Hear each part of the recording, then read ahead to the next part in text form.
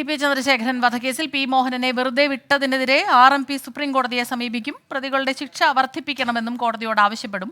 പ്രതികളുടെ ജീവപര്യന്തം ഹൈക്കോടതി ശരിവെച്ച പശ്ചാത്തലത്തിൽ CPIM ജനങ്ങൾക്ക് മുന്നിൽ മാപ്പ് പറയണമെന്ന് ആർ.എം.പി. നേതാവ് N. വേണു. കൊലപാതകത്തിന്റെ മഹത്വം ഉൾക്കൊണ്ടാണ് പി. മോഹനനെ ജില്ലാ സെക്രട്ടറി ആക്കിയതെന്നും N. വേണു ആരോപിച്ചു.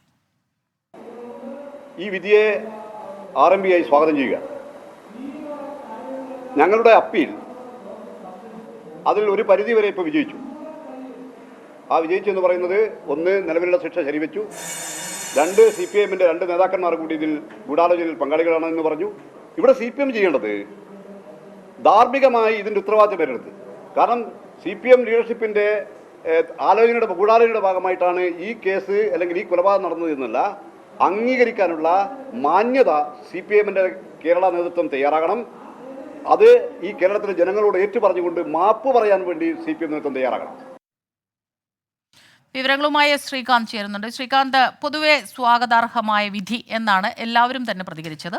എന്നാൽ പി. മോഹനനെ വെറുതെ വിട്ട ആ ഒരു വിധിയിൽ ഇനിയും നിയമപോരാട്ടം ശക്തമായി തന്നെ തുടരുമെന്ന് കെ രമ പറയുന്നു. അതിൽ വിമർശനവും തന്നെയാണ് RMPയും ഉന്നയിച്ചിട്ടുള്ളത്. പക്ഷേ പാർട്ടി CPIMനെ സംബന്ധിച്ചിടത്തോളം ഇത് ആശ്വാസകരമായ വിധിയുമാകുന്നു. ഡിവിഷൻ ബെഞ്ചാണ് ജസ്റ്റിസ് ജയശങ്കരൻ നമ്പ്യാരുടെയും ജസ്റ്റിസ് കൗസർ അടപ്പകത്തിന്റെയും ഡിവിഷൻ ബെഞ്ചാണ് ഇന്ന് ഈ കേസിൽ വിധി പറഞ്ഞത്. ഇതിൽ 10 പ്രതികൾ അവർ കുറ്റക്കാര് ആണ് എന്ന് നേരത്തെ വിചാരണ കോടതി കണ്ടെത്തിയത് ശരിവെച്ചിട്ടുണ്ട്.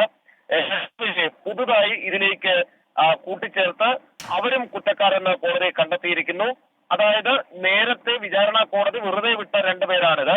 KK കൃഷ്ണൻ, ജ്യോതി ബാബു എന്നീ പ്രധാനപ്പെട്ട CPMന്റെ നേതാക്കളെയാണ് കുറ്റക്കാരെന്ന് കണ്ടെത്തിയത്. ആകെ 12 പേർ ശിക്ഷ അനുഭവിക്കേണ്ടി വരും. പ്രതികളോടെല്ലാം തന്നെ 26-ാം തീയതി കോടതിയിൽ ഹാജരാകാൻ ആവശ്യപ്പെട്ടിട്ടുണ്ട്. ഇനി ഏറ്റവും ഒടുവിലായ ഒരു കാര്യം കൂടി ഇതിൽ സംഭവിക്കാനുണ്ട്. ഈ പ്രതികളുടെ ശിക്ഷ ഉയർത്തണം എന്നാവശ്യപ്പെട്ട് സർക്കാർ ഒരു ഹർജി നൽകിയിരുന്നു. അതിൽ 26-ാം തീയതി വാദം നടക്കും. പ്രതികളുടെ മാനസികാരോഗ്യം അടക്കം പരിശോധിക്കണമെന്ന് കോടതി പറഞ്ഞിട്ടുണ്ട്.